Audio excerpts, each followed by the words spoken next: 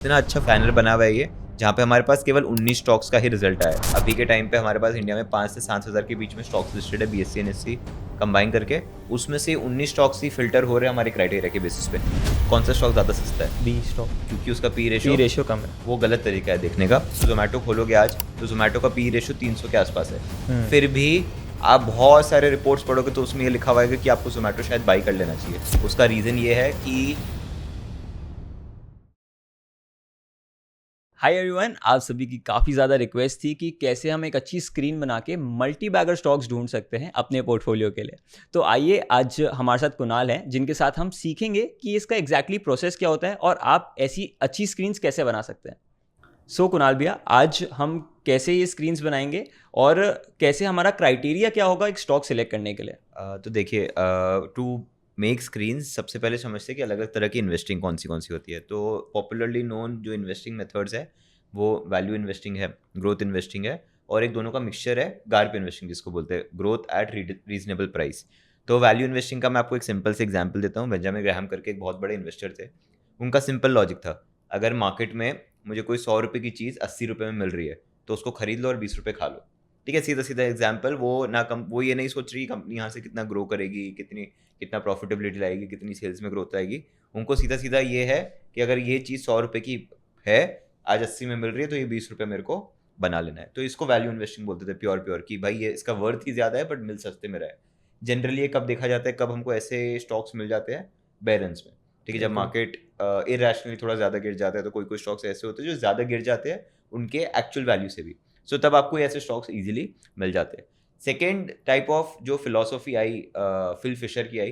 Fill Fisher क्या कहते थे कि अगर 100 रुपये की चीज़ में 100 रुपये में मिल रही है तो कोई बात नहीं, लेकिन यहाँ से अगर वो चीज़, उसकी जो फेयर वैल्यू है वो हर साल बढ़ती जाए। मान लो 100 रुपये की चीज़ अगले साल उसकी फेयर वैल्यू 130 हो जाए, फिर 170 हो जाए, फिर 250 हो जाए, ऐसे स्टॉक्स चाहिए। तो इनको हम ग्रोथ स्टॉक्स बोलते हैं, कि जिनकी करंट वैल्यू थोड़ी सी ज़्यादा हो या फेयर पे हो, बट इनका जो ग्रोथ रेट है वो बहुत ज़्यादा अच्छा हो, तो उसको ग्रोथ इन्वेस्टिंग बोलते हैं। फिर वॉरेन बफे है। हम सब जानते हैं कि he is one of the investors जिन्होंने 20-25% के एगर से अपना पोर्टफोलियो ग्रो किया है। सो वो बोले कि मैं ना पूरी इनकी बातों पे जाऊँगा, ना मैं पूरी इनकी बातों पे जाऊँगा। मैं ऐसे स्टॉक्स आइडेंटिफ़ाई करने की सोचूँगा जो 100 रुपए के है बट अभी 80 पे मिल रहा है, और साथ ही साथ वो 20-30% से ग्रो भी होने वाला है। So that is a mixture of both kind of schools. तो इसी के साथ उन्होंने जब अपनी इन्वेस्टिंग की शुरुआत की थी तो उन्होंने ऐसे की थी। 2 बेंजामिन ग्राहम के स्टूडेंट थे, बट जब उन्होंने अपना इन्वेस्टिंग स्टाइल स्टार्ट किया तो काफ़ी एलिमेंट उनका वैल्यू इन्वेस्टिंग से भी आता था, काफ़ी एलिमेंट उनका ग्रोथ इन्वेस्टिंग से भी आता था, और उन्होंने मिक्स करके अपना इन्वेस्टिंग फिलॉसफी बनाया। तो हमारे पास इंडिया में बहुत अच्छे अच्छे ऐसे प्लेटफॉर्म्स है जहाँ पे हम कुछ फिल्टर्स, कुछ पैरामीटर्स लगा के इस तरह के स्टॉक्स आइडेंटिफाई कर सकते हैं जो कि गार्प रूल को फॉलो कर रहे हो या जो कि वैल्यू इन्वेस्टिंग को फॉलो कर रहे हो।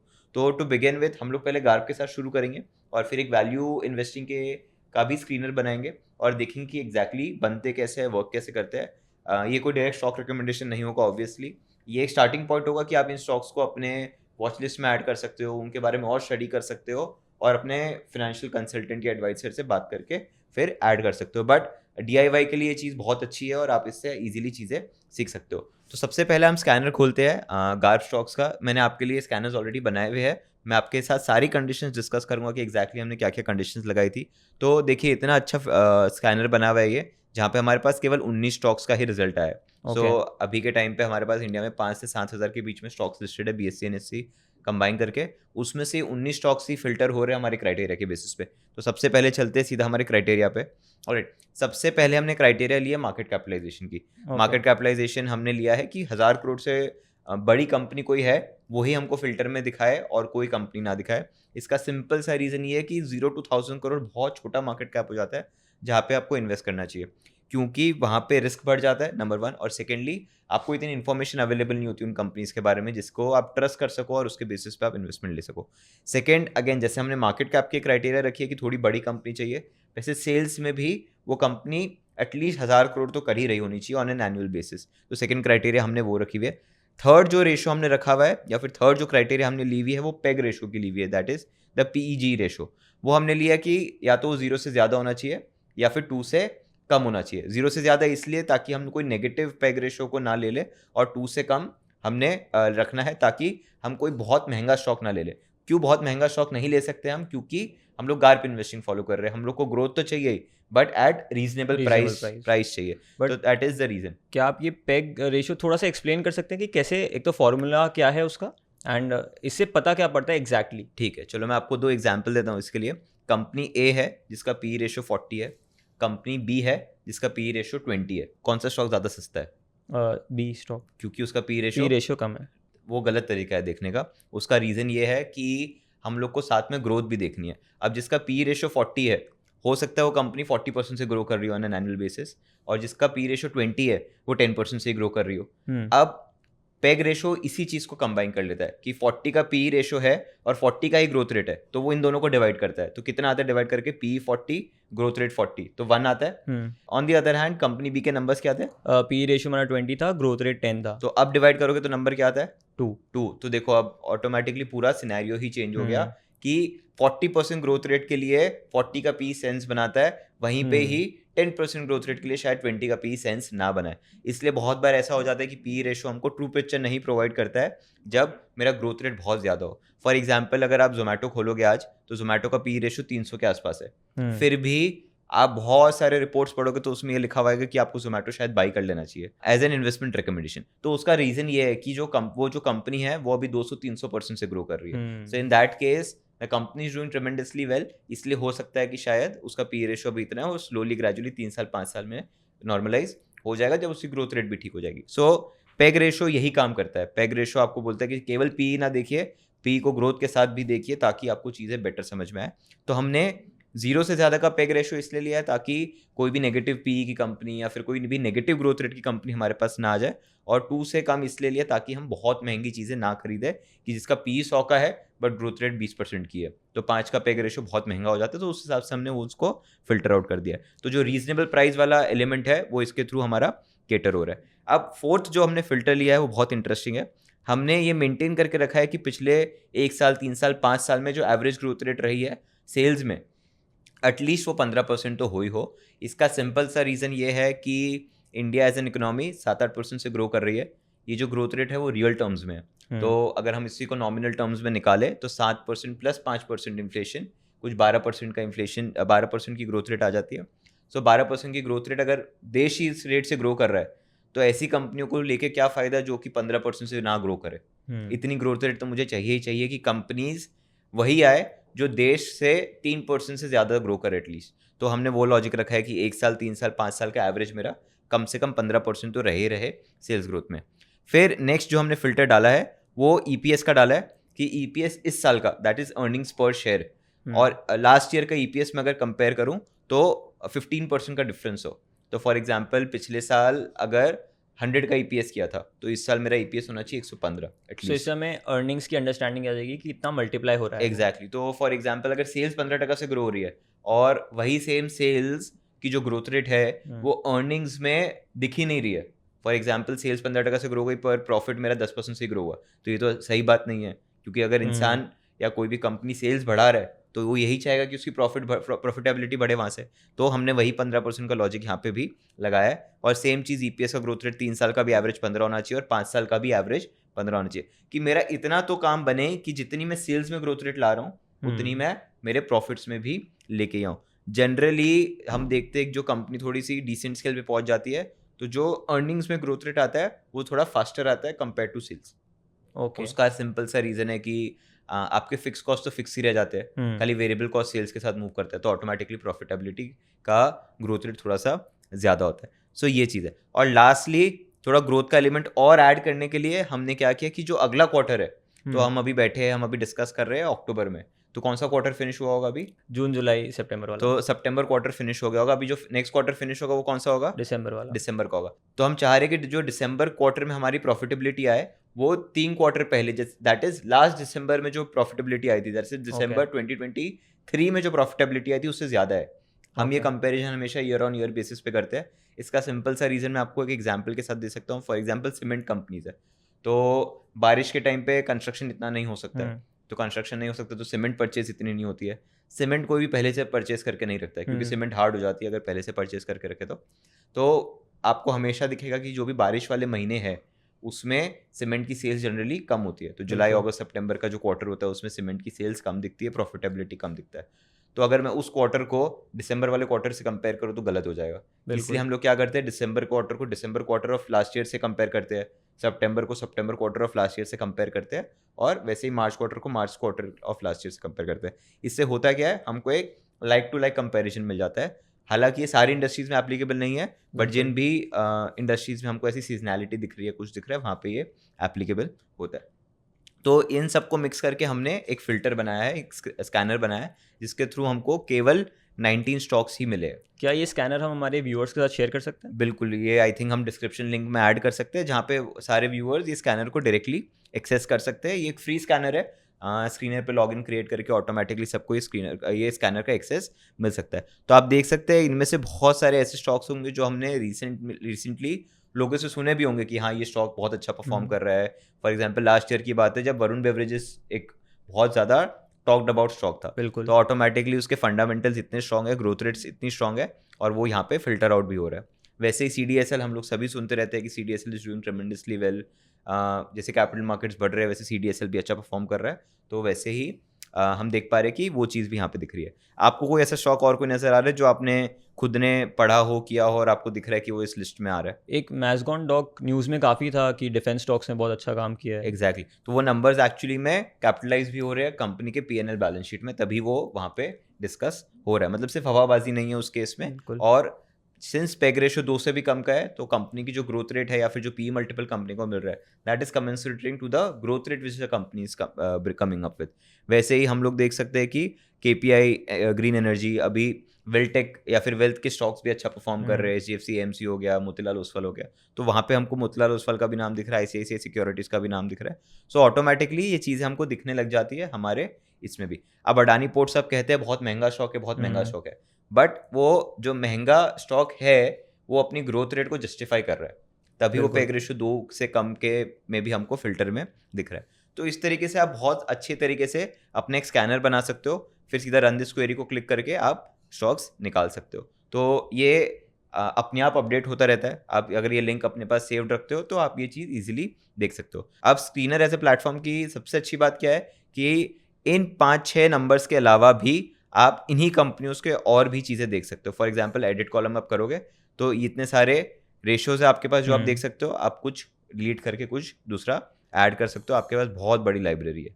ठीक है, तो ये चीज़ आप बहुत ईजिली स्कैनर के थ्रू कर सकते हो। तो ये हो गया हमारा पहला type of investing, that is Garp. अब आप बताइए आपको और कौन सा टाइप ऑफ फिल्टर हम बनाएं या फिर स्कैनर हम बनाएं ताकि आपको उस तरह के स्टॉक्स मिल पाए। कुणाल भाई, जब आप वरुण बेवरेजेस का एग्जांपल दे रहे थे तो मैं इंडिया का कंजम्पशन पैटर्न देखता हूँ और मेरे को पता है कि यहाँ से लोग ज़्यादा कंज्यूम करेंगे, तो बहुत सारी कंपनियाँ अपना जो कैपेसिटी है वो एक्सपैंड करती रहती है। तो वो स्टॉक्स में मेरे को अगर बेट करना हो तो वो कैसे ढूंढ सकता हूँ मैं? सो फॉर एग्जाम्पल जैसे make in India as a concept बहुत चला, तो manufacturing as a entire unit India में अच्छा परफॉर्म कर सकता है या कर रहा है, और आपको अगर हमको उनके स्टॉक्स चाहिए तो वैसा भी हम कोई स्कैनर इजीली बना सकते हैं प्लेटफॉर्म के थ्रू। तो ऐसा एक स्कैनर मैंने अपने लिए बनाया था, तो मैं आपके साथ वो शेयर करता हूँ कि कैसे वर्क करता है। सो उसका नाम भी मैंने कैपेसिटी एक्सपेंशन करके ही दिया हुआ है। सो इसमें हम देखते हैं करीबन 14 स्टॉक्स आए हैं जो कि हमारे रेशियोज को मीट कर रहे हैं। अब रेशियोज क्या क्या रखे या फिर पैरामीटर्स क्या क्या रखे, थोड़े से ट्रिकी है, समझने की कोशिश करते हैं कि वो है क्या। ऑलराइट, सबसे पहला जो फिल्टर लिया है हमने वो लिया है gross block plus capital work in progress is greater than 1.5 times into gross block plus capital work in progress of preceding year. इसका मीनिंग क्या होता है? हाँ, सबसे पहला सवाल मेरा वही था। तो बेसिकली देखो, दो चीज़ें होती है कोई भी कंपनी के बैलेंस शीट में, ग्रॉस ब्लॉक और नेट ब्लॉक। ग्रॉस ब्लॉक हो गया, आपने 6 साल पहले एक मशीन खरीदी थी, तो मशीन की जो उस समय कीमत थी वो आपका ग्रॉस ब्लॉक हो गया। अब 6 साल से लेके आज तक आपने उस मशीनरी के साथ बुक्स में क्या किया होगा? डेप्रिशिएट किया होगा। तो 6 साल जब आप डेप्रिशिएट करते हो तो डेप्रिशिएशन 6 साल करने के बाद जो वैल्यू आती है उसको हम नेट ब्लॉक बोलते हैं। ओके। तो हम लोग यहाँ पे ग्रॉस ब्लॉक ही कंसिडर कर रहे हैं, क्योंकि डेप्रिशिएट एक बुकिश चीज़ है जो बुक्स में होती है, पर एक्चुअल में कितना हुआ कितना नहीं हुआ विल नेवर नो। तो जब उसको सेल करने जाते तभी पता चलता है। इसलिए ग्रॉस ब्लॉक ज़्यादा एक अच्छा पैरामीटर हमको मिलता है कि हाँ भाई मेरे पास इतने रुपए की मशीन है। सेकेंड चीज़ जो हमने लिया है वो कैपिटल वर्क इन प्रोग्रेस लिया है। ये तो ग्रॉस ब्लॉक हो गया कि आपके पास इतने रुपए की मशीन पड़ी है। अब आपने और कितनी मशीन आपकी ऐड हो रही है इस साल, वो भी हमको कंसिडर करना है। मान लीजिए कोई कंपनी है जिसमें 1000 करोड़ की मशीन पहले से थी, 500 करोड़ की मशीन वो इस साल और ऐड कर रहे हैं, तो वो भी हमको दिखाना है तभी हमको पता चलेगा कि हाँ भाई कैपेसिटी एक्सपेंशन हो रहा है, वरना हम कैपेसिटी एक्सपेंशन ट्रैक ही नहीं कर पाएंगे बेस्ड ऑन P&L। तो कैपेसिटी एक्सपेंशन एक ऐसी चीज़ है जो कि सिर्फ हमको बैलेंस शीट से ही मिल सकती है, और हमको बैलेंस शीट के जो एसेट्स वाला कंपोनेंट है, फिक्स एसेट्स वाला कंपोनेंट है, उसी में से वो चीज़ें मिल सकती है। तो हमने क्या किया यहाँ पे कि ये जो दोनों का सम है, दैट इज 1000 करोड़ का मेरा ग्रॉस ब्लॉक प्लस 500 करोड़ का मेरा कैपिटल वर्क इन प्रोग्रेस, ये जो दोनों चीज़ें हैं this should be at least greater than 1.5 times of the same amounts of preceding year. मतलब 50% से अगर ये दोनों नंबर मेरे ग्रो हो रहे हैं ओके तो मेरे को आप ये फिल्टर में दीजिएगा, वरना मत दीजिएगा। तभी आप देख पा रहे हो केवल 14 स्टॉक्स हमारे पास आए। Exactly. उसका सीधा सीधा कारण ये है कि हमको ऐसी कंपनी दीजिए जो हेविली इन्वेस्ट कर रही है अपने बिजनेस में, क्योंकि उनके पास शायद आगे डिमांड है उनके प्रोडक्ट्स की, या फिर आगे उनका डिस्ट्रीब्यूशन सेटअप हुआ हुआ है, तभी वो इतना हेविली कर रही है। हो सकता है एक दो कंपनियों में ये दाव गलत पड़ जाए कि उन्होंने एक्सपैंड कर दिया पर बायर नहीं मिले उनको, so in that case it might become a little tricky. तो ये हो गया।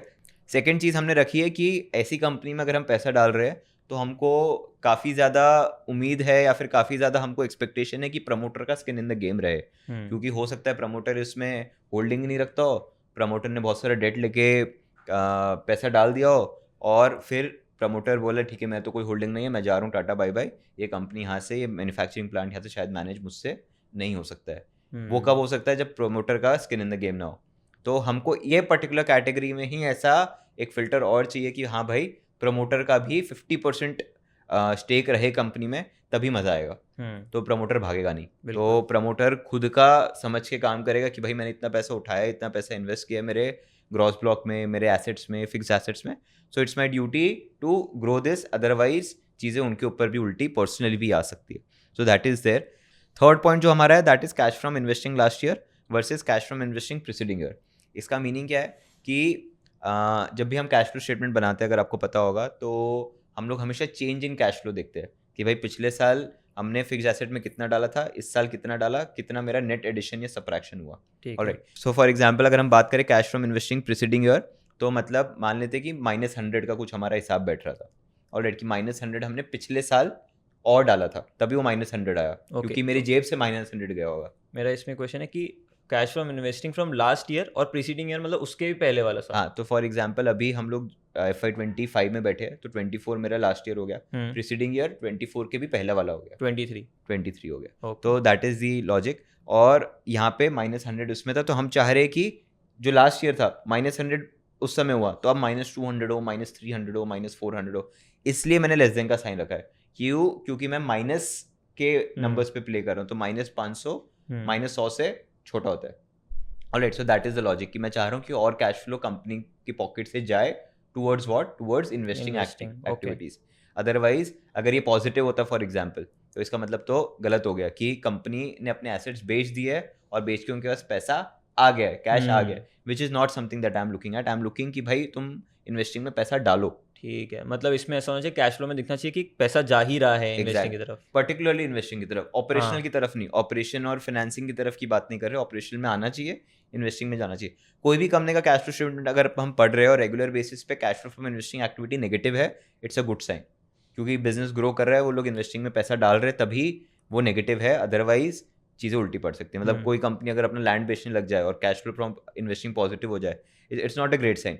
अगर उनके पास इतनी कैपेबिलिटी या फिर इतना उनको दिख रहा था आगे कि बिजनेस आ सकता है, तो लैंड को यूटिलाइज करते हैं बिजनेस सेटअप करने के लिए रादर देन सेलिंग इट। तो वो एक चीज़ इंपॉर्टेंट है कि cash flow from investing in general अगर जितना नेगेटिव हो उतना बेटर है, ताकि हमारा फ्यूचर में एक्सपेंशन हो सके।